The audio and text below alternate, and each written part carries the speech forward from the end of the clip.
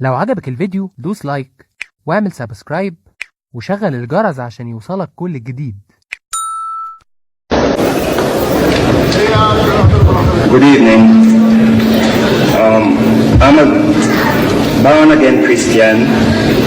Believe in Jesus Christ as the Son of God, who was crucified, dead and buried, arose, and as someone says, at this moment, at the right hand of God the Father, making intercession for one and for all. I do appreciate your teachings or whatever it may be about the Muslim faith, which I listen, and according to what you have said, that those who believe in the Muslim faith should go and win those who believe in Christianity. I would like to know the reason why you want the Muslim to change the Christians and not the Christians to change the Muslim. You see, the Christians at the present moment, they are busy throughout the world. There are 70,000 crusaders, Christian crusaders are raising the dust in the world. The Christian world has produced more than 60,000 books against Islam from 1800 to 1950. More than 60,000. I was giving all these facts and figures at the previous meeting.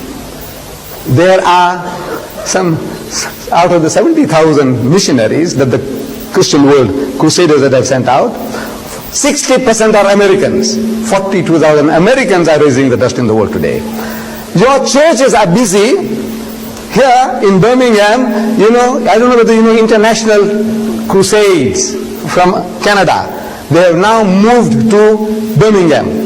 And they changed the name from International Crusades to International Teams. You know that? And they are now organizing teams of Christian missionaries to work among the Muslims of Birmingham. And I'm sure they're doing it here in Bradford. Christians of every denomination. Look, this young man gave his card. You know what they say? Youth for Christ. He has invited people to his home. He didn't have the guts or the temerity to ask a question. He wants these innocent people to come along for a cup of tea and biscuits so he can brainwash him. I want to know what he wants them to do at his house, when he didn't have the guts to come and ask a single question.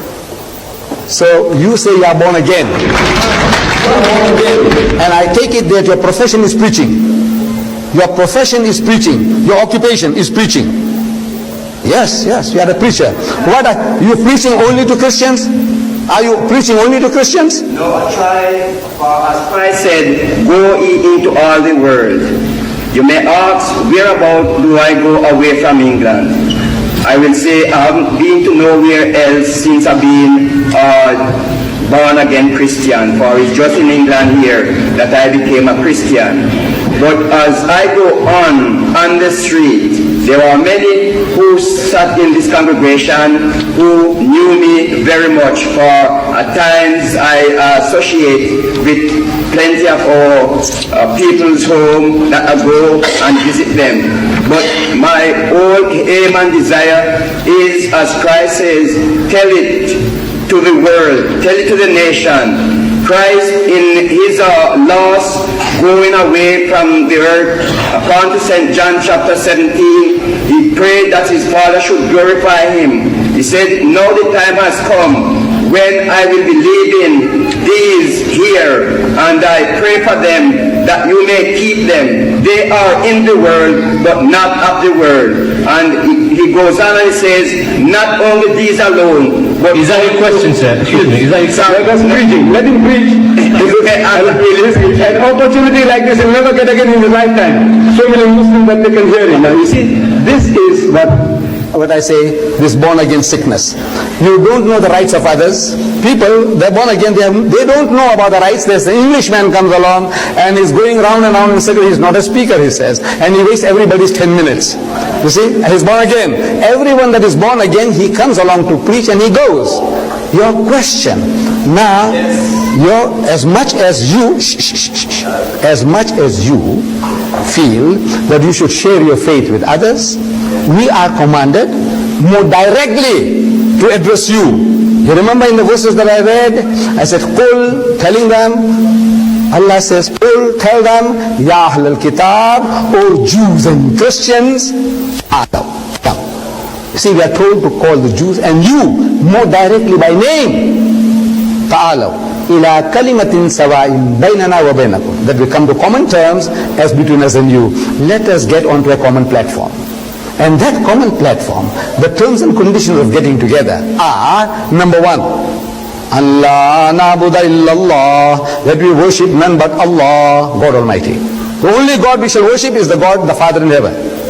Not Moses, not David, Solomon, Jesus or Muhammad, but the Father in heaven. Let's worship Him. We said, yes, but He is a triune God. He's 3 in 1. So we are told to tell you, وَلَا تَقُولُوا ثَلَاثَةً. Don't say Trinity. إِنْتَهُ خَيْرٌ لَكُمْ. This is, stop it, it will be better for you. إِنَّمَا اللَّهُ إِلَهُ وَاحِدٌ. For your God is one God. He's not 3 in 1. So all these instructions are given to us to bring you back to the path because you have drifted away. Instead of worshipping the Father in heaven, you are worshipping Jesus. Am I right? You are worshipping Jesus.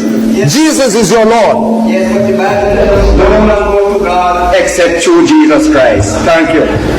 You see, this is a sickness. What Jesus said was, He says, I am the way, the truth, and the life. That's right. No man cometh unto the Father but by me. Yes. Now, of course, you know that. But if I ask you what is the context, you don't know the context. You don't know, you just quoted a thing out of text. You see, if you quote anything out of context, it's a pretext for preaching what you want to preach. That's what you have been doing.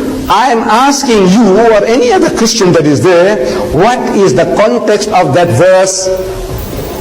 No man cometh unto the Father but by me. In what sense, with what background did he utter those words? That if their soul should be saved.